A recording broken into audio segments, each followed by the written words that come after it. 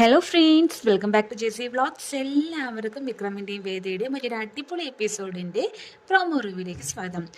ഇന്നത്തെ പ്രോമോ എടുത്തിടക്കം തന്നെ കാണിക്കുന്നത് വിക്രമിനെ കാണാനായില്ല എന്ന് പറഞ്ഞിട്ട് വേദ വളരെയധികം ടെൻഷൻ അടിച്ചിരിക്കുന്നുണ്ട്. ഇതിനെ തുടർന്നിട്ട് വേദ കുറേ അധികം ഫോൺ കോൾ ചെയ്തുകൊണ്ടിരിക്കുകയാണ് വിക്രമിന്.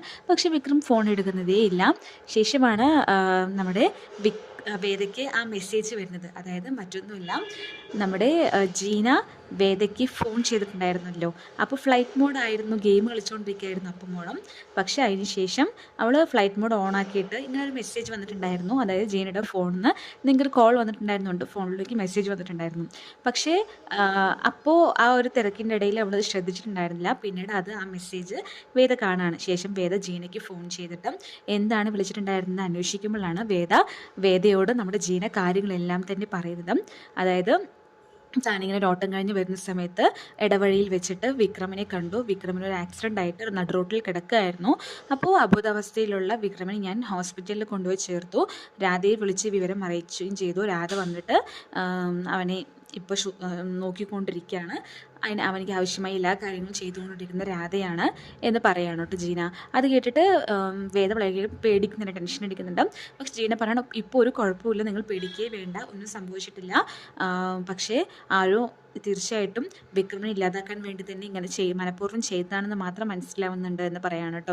അപ്പോൾ അത് കേട്ടിട്ട് വേദയ്ക്ക് വളരെയധികം ടെൻഷൻ ആവുന്നുണ്ട്. പിന്നീട് വേദയുടെ മനസ്സിൽ തെളിഞ്ഞു വരുന്ന ആദ്യത്തെ മുഖം എന്ന് പറയുന്നത് നമ്മുടെ ശ്രീകാന്തിൻ്റെ, അതായത് സ്വന്തം ഏട്ടൻ്റെ മുഖം തന്നെയാണ്. ശേഷം വേദ ശ്രീകാന്തിന് ഫോൺ വിളിക്കുകയാണ്. ഫോൺ വിളിച്ചിട്ട് ശ്രീകാന്തിനോടായിട്ട് ചോദിക്കുകയാണ് വിക്രം എവിടെയെന്ന് ചോദിക്കുകയാണ് കേട്ടോ. അപ്പോൾ വേദ ഇങ്ങനെ കോൾ ചെയ്യും അല്ലെങ്കിൽ ഇങ്ങനെ പ്രതീക്ഷിക്കുന്നതേ ഇല്ല ശ്രീകാന്തം. അതുകൊണ്ട് തന്നെ അവൻ കുറച്ചൊന്ന് പരുങ്ങുന്നുണ്ട്. എന്താ വേദ മോളെ എന്നൊക്കെ ചോദിക്കുന്നുണ്ട് കേട്ടോ. അപ്പോൾ നമ്മുടെ വേദ പറയാണ്, അല്ല ശ്രീകാന്ത് ഏട്ടാ വിക്രം എവിടെ ചോദിക്കുകയാണ്. ഇത്ര നേരമായിട്ട് വിക്രമിനെ കാണാനില്ല.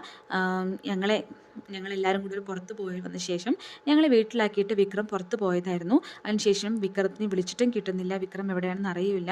അതിൽ നിങ്ങൾക്ക് വല്ല പങ്കുണ്ടോ എന്ന് ചോദിക്കുകയാണ് കേട്ടോ. അപ്പോൾ എനിക്കെന്ത് പങ്ക്, എനിക്കെന്തറിയാനും മോളെ, എനിക്ക് അല്ലേലേ 100 കൂട്ടം കാര്യങ്ങൾ ചെയ്ത് തീർക്കാറുണ്ട്. അതിനിടയിൽ അവൻ്റെ കാര്യം നോക്കില്ലല്ലോ എനിക്ക് പണിയെന്ന് പറയണം.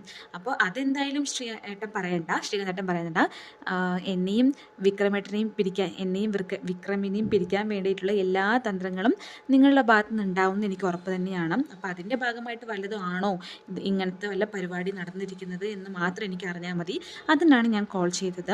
ഏതായാലും ഞാനൊരു കാര്യം പറഞ്ഞേക്കാം, മറ്റു പെണ്ണുങ്ങളെ പോലെ എപ്പോഴും അടങ്ങി ഒതുങ്ങി സംസാരിക്കുന്നതോ അല്ലെങ്കിൽ എപ്പോഴും കരഞ്ഞിട്ടിരിക്കുന്ന ക്യാരക്ടറോ എല്ലാം എൻ്റെന്ന് നിനക്ക് നല്ലപോലെ അറിയാം. വേണ്ട പോലെ പ്രതികരിക്കുന്ന പെണ്ണ് തന്നെയാണ് ഞാൻ. അതുകൊണ്ട് തന്നെ നിനക്ക് ആ ബോധ്യം ഉണ്ടാവണം. മാത്രമല്ല ഞാനും അങ്ങനെയൊന്നും അല്ല പഴകിയിട്ടുണ്ടായിരുന്നത്. കാരണം നമ്മൾ തമ്മിൽ എത്ര സ്നേഹമായിരുന്നു.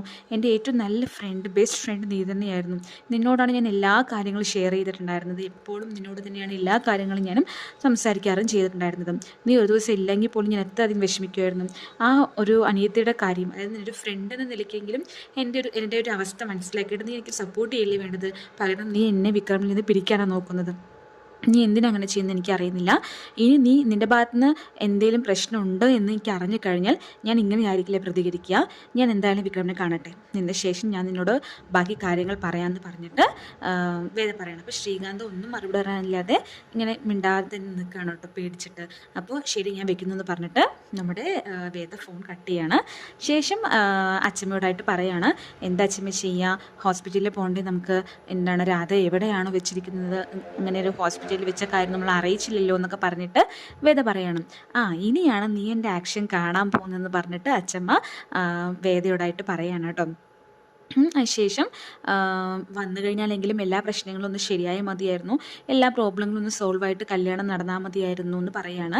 അപ്പോൾ കമല ചോദിക്കുന്നുണ്ട്, എല്ലാം ശരിയാ മോളെ, അവനിക്ക് നിന്നോട് സ്നേഹമുണ്ട്, അവൻ എന്തായാലും കല്യാണം സമ്മതിക്കുകയും ചെയ്യും, എത്തുകയും ചെയ്യും മോളെ എന്ന് പറയുന്നുണ്ട് കേട്ടോ.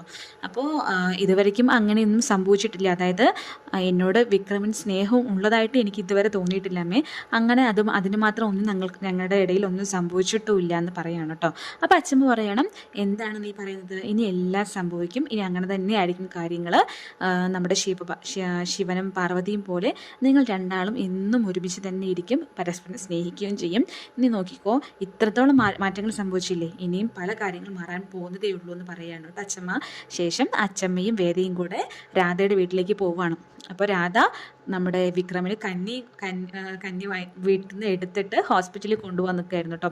അപ്പോൾ അച്ചമ്മയെ കണ്ട് നമ്മൾ ആകെ പരിങ്ങി ഇങ്ങനെ വണ്ടിയിൽ തന്നെ ഒളിച്ച് നിൽക്കുകയാണ്. അപ്പോൾ അച്ചമ്മ വന്നിട്ട് അവളുടെ ചെവി ഇങ്ങനെ തിരികിയിട്ട് വണ്ടിയിൽ നിന്ന് വെളിയിലേക്ക് എടുക്കുകയാണ്. എന്നിട്ട് എവിടെയടി വിക്രം എവിടെയടി എന്നിട്ട് ചോദിക്കുന്നുണ്ട് കേട്ടോ. നീ ഇങ്ങനെ ഒരു കാര്യം ഉണ്ടായി ആദ്യം അറിയിക്കേണ്ടത് ഇവിടെ അല്ലേടി, നീ എന്ത് പണിയാടി കാട്ടിയെന്ന് പറഞ്ഞിട്ട് അവൾ നല്ലോണം വഴക്ക് പറയുന്നുണ്ട്. ശേഷം അവർ രാധ അവരെയും കൂട്ടിയിട്ട് ഹോസ്പിറ്റലിൽ എത്തുകയാണ്. ഹോസ്പിറ്റലിൽ അച്ഛമ്മയെയും വേദയെയും കണ്ടിട്ട് നമ്മുടെ വിക്രം ആകെ അന്തം വിട്ടിട്ട് ഇങ്ങനെ ഷോക്കായിട്ട് നിൽക്കുന്നതായിട്ടാണ് പ്രോമോയിൽ കാണിച്ചിരിക്കുന്നത്.